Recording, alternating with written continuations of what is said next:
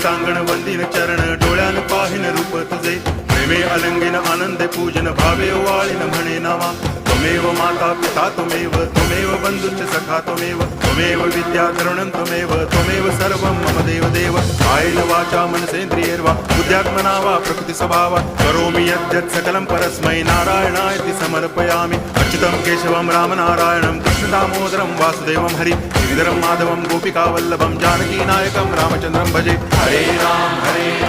Ram Ram Hare Hare Hare Krishna